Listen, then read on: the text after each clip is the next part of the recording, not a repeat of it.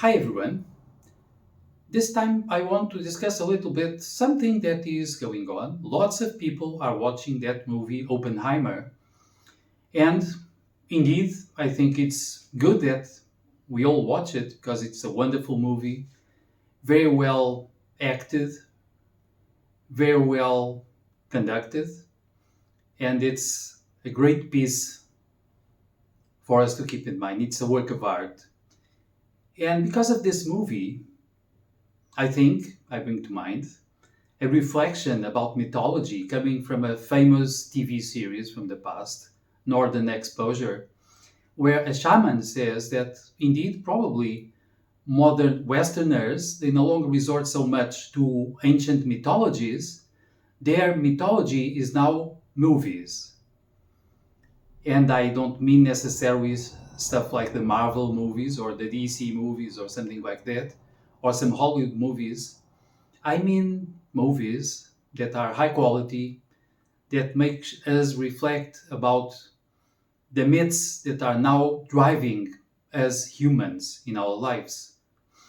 Now, Oppenheimer is indeed a very accomplished movie, I think. And it's also a movie that makes us reflect about science and technology and the dangers connected to it. So, in this movie, of course, Oppenheimer is a powerful, very accomplished scientist who happens to be at the head of the famous Manhattan Project. So he was named afterwards the father of the atom bomb. In the movie, we also notice that later he became a pacifist and he was, in a way, persecuted because of that. Because he wanted the bomb to mean the end of general human conflicts all over the planet.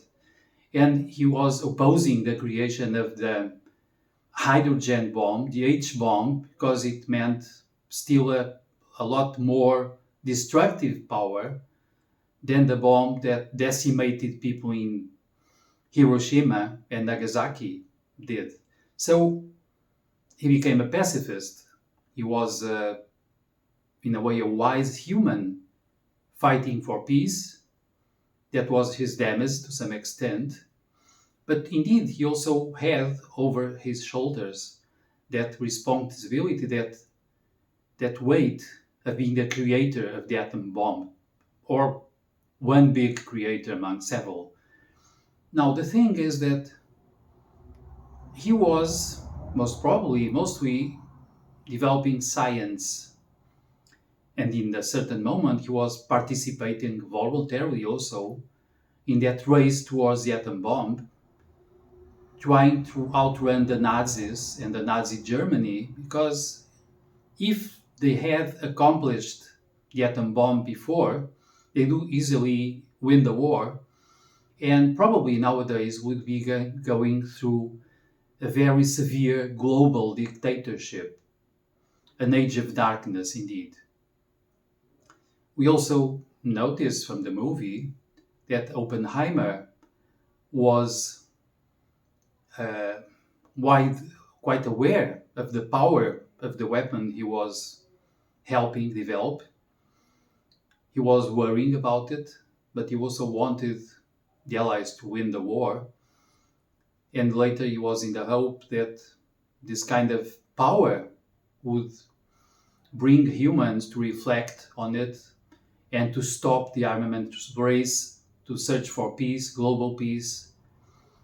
And he would be indeed trying to contribute to that. So this is a big reflection to me on the way the advancement of science can bring with it a huge advance in technology, general technologies, the way the military can take then those technologies to transform them into very powerful weapons, namely mass destruction ones. And this is a major danger. Also, we also know that humans lately, when they accomplish some technology, they tend to develop it immediately before science knows about the long-term consequences of it. And this endangers humanity that's partially because of that we have electromagnetic pollution all over the place. We have chemical pollution all over the place. We have, in a way, mind pollution all over the place with mind manipulation, with propagandas of all kinds, with the manipulation of information. And that's because of that we are now going through the extreme danger being brought by artificial intelligence, a technology, again, that we don't know what can bring upon humanity. We already know it can be very useful, namely when it is applied in specific areas, but we don't really know what will happen because of it. And still, governments and companies are again in a rush towards developing first to a deeper degree than others, and they are trying to make all possible money out of it. And something Oppenheimer makes us think about is that we need to have technology no longer running like a wild horse out of control.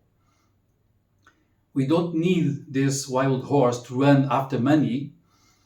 We need wisdom and we need love to be driving humanity and driving human affairs. Otherwise, we risk total disaster. And we are still run by lots of little narcissists and little psychopaths that have questions about technology and science and about ruling and about the events in the world that are not about how to contribute to the major human concert. They are about how can I and my tribe profit the most from this? And how can I achieve the most powerful power and the most control over reality out of this? This is the dangerous kind of question still driving lots of people, I think.